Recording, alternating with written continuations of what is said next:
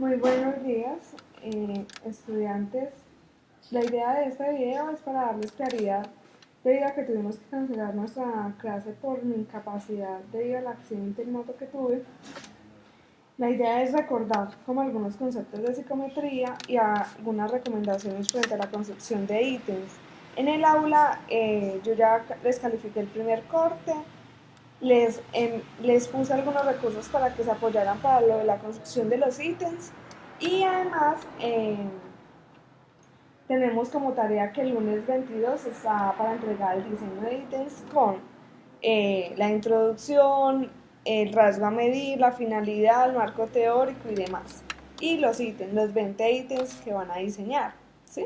Entonces para eso vamos a hacer como un recorderis frente a algunos aspectos vistos en clase con Efren y ya después en cuanto a la construcción de ítems con el fin de que ustedes tengan una claridad frente a qué hacer esa semana. Incluso por correo les voy a enviar mi agenda para que en las noches yo voy a habilitar unos horarios con el fin de que hagamos asesorías por grupos a través de el Hangout o Skype, como les quede más fácil, pero de manera virtual como para que ustedes tengan la oportunidad de agilizar el tema del trabajo, tener la claridad y tener una asesoría frente al rasgo de manera personalizada, ¿sí? Con el fin de compensar pues la clase que no pudimos ver, pero que ya más adelante acordaremos si es posible recuperarla o no, ¿sí? Por ahora lo que necesito que queden claro es que recuerden que en psicometría, pues digamos que la psicometría se dedica a medir cualidades o rasgos o atributos en los sujetos, en los seres humanos, ¿cierto? A nivel psicológico y obviamente apoyado de todo el tema de la estadística. Para eso es importante saber que un rasgo o un atributo es una cualidad, ¿cierto? Que compone o que caracteriza el ser humano. Podemos tener rasgos en cuanto a la inteligencia, en cuanto a la personalidad, en cuanto a las actitudes, ¿sí? Ya depende pues del rasgo que ustedes elijan y que es muy importante que ustedes también tengan en cuenta la población a medir, porque no es lo mismo uno diseñar una prueba para un niño o para un adulto, ¿sí? O para un trabajador que para un estudiante, porque el contexto es totalmente diferente y las preguntas deben enmarcarse de acuerdo al contexto que se vayan a aplicar, ¿sí? Entonces, recuerden que los dos principios fundamentales en la psicometría es lo de la confiabilidad y la validez.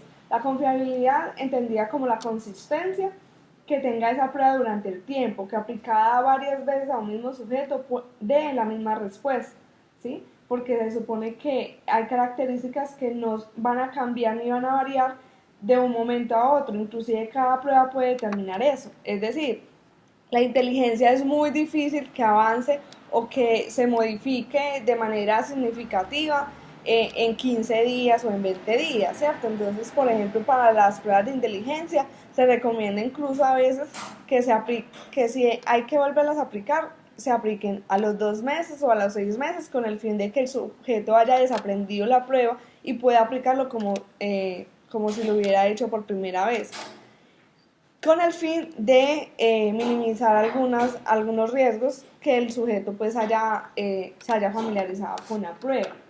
Entonces eso es importante y eso también depende del rasgo que se mida, ¿sí?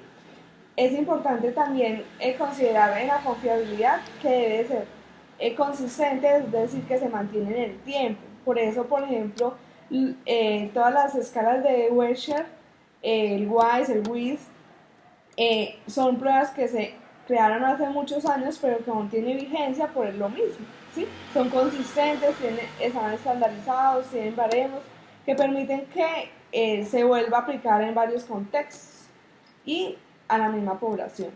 Entonces eso es importante tenerlo claro. Y en la validez, lo importante ahí es que mida lo que estamos diciendo que vamos a medir. Es importante ahí tener mucho cuidado en el rasgo que vamos a elegir. ¿Por qué? Porque si nosotros elegimos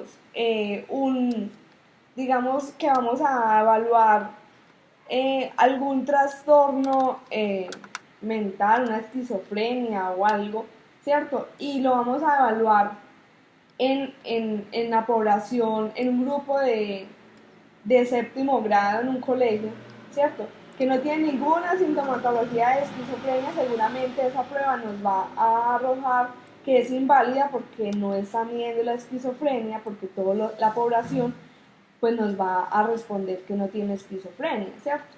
Ese es el resultado final que va a generar la prueba. Entonces es muy importante por eso tener mucho cuidado en el rasgo que vamos a elegir, porque hay que también elegir una población donde realmente se pueda medir ese rasgo, porque no todos los rasgos se pueden medir en cualquier población, hay que elegirlo con mucho cuidado, ¿sí? Entonces ahí es donde hay que tener mucho cuidado con el tema de la validez, porque en el análisis estadístico que vamos a hacer cuando ustedes ya apliquen la prueba, cuando hagan el pilotaje, pues ustedes se van a dar cuenta que lo primero que vamos a evaluar es precisamente la validez y la confiabilidad de la prueba, porque sin esto, para la psicometría, pues no se podría considerar como una prueba psicológica y obviamente por temas éticos no se podría aplicar ni utilizar en un futuro. Eso es lo que necesito que ustedes tengan muy en cuenta, ¿sí? Tengan muy en cuenta en el trabajo que van a realizar, ¿sí? Cada rasgo, por ejemplo, la inteligencia emocional.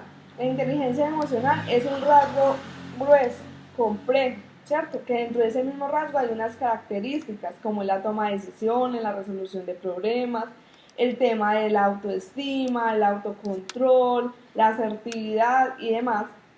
Entonces, si yo voy a diseñar una prueba que va a evaluar la inteligencia emocional, ¿cierto? De algún tipo de población, pues yo tendré que tener en cuenta esas características que componen la inteligencia emocional para yo poder diseñar mis ítems, ¿sí? Tengo que hacer un ítem que tenga que ver con asertividad. Obviamente no de manera directa, sino por medio de situaciones lo podemos realizar. También el tema de la toma de decisiones, de resolución de problemas, pero no vamos a hacer preguntas tan simples. Tú sabes, tú te consideras que tomas buenas decisiones en tu contexto familiar, porque todo el mundo vamos a responder que sí, ¿sí? Es importante contextualizarlo en una situación que el sujeto pueda elegir y pueda determinar cómo reaccionaría en esa situación y que fuera más eficaz frente a poder indagar por esas características que estamos midiendo, ¿sí?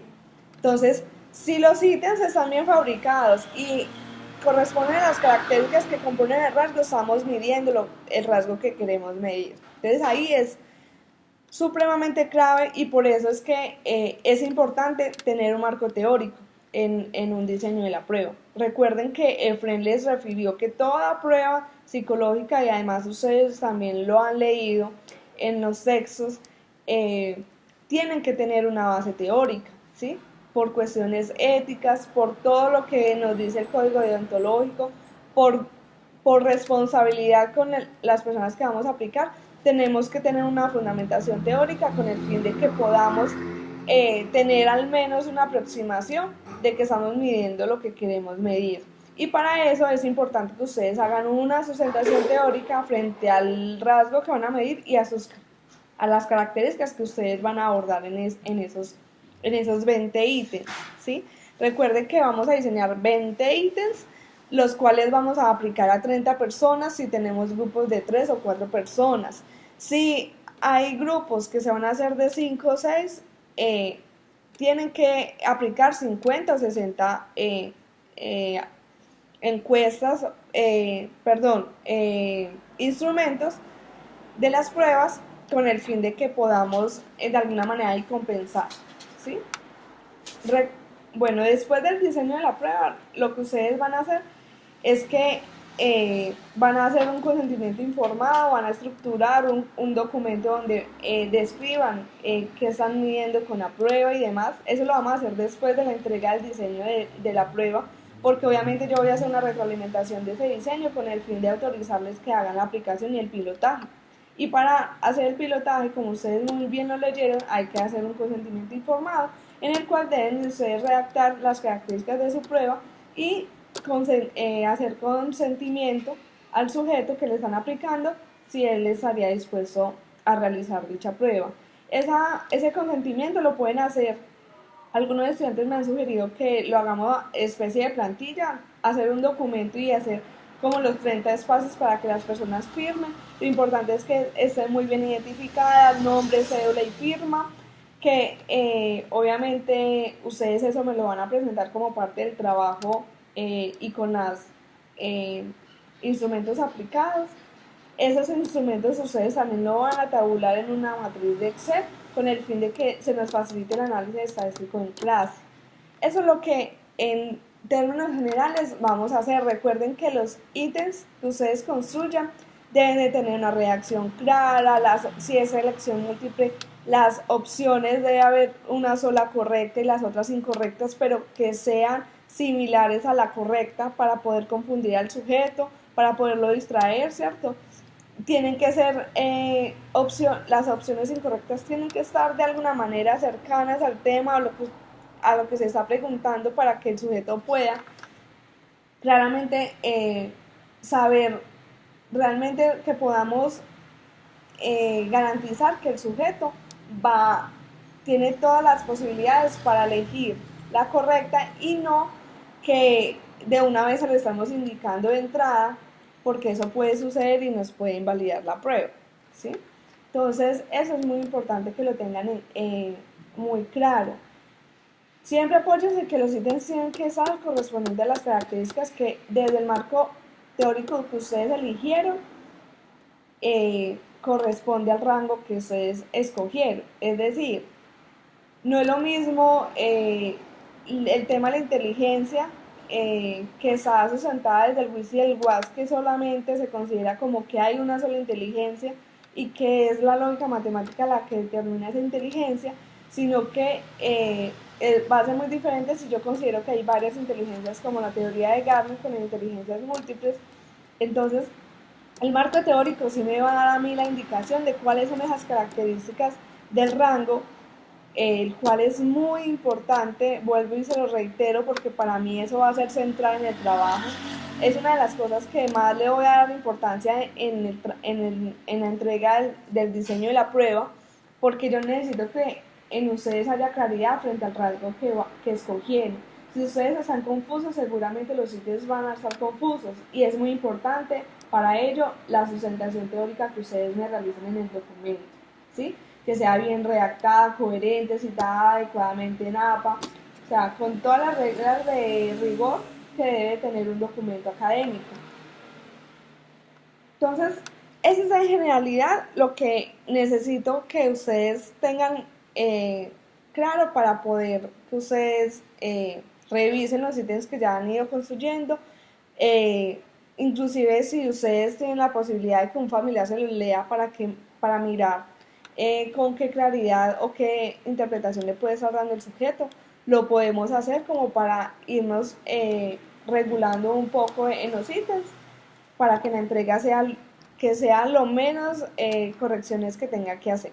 ¿Listo? También como una estrategia, entonces vamos a agendar unas asesorías por grupos, ¿sí? Con el fin, lo vamos a hacer en las horas de la noche porque yo creo que es el horario que más nos facilita a todos y yo ya estaría pues en casa. Digamos que este video yo había quedado con Mónica de subirlo la semana pasada, pero esta semana sí tuve muchas complicaciones de salud, en donde tuve que estar recurriendo varias veces a la clínica, entonces eso no me permitió que yo realizara esa actividad. Cualquier duda, cualquier inquietud, yo voy a estar muy pendiente de ustedes porque es el grupo que no pude darle la retroalimentación. Entonces, cualquier cosa que ustedes requieran me lo van manifestando, que desde que esté en mi alcance y en mi capacidad lo estaré resolviendo.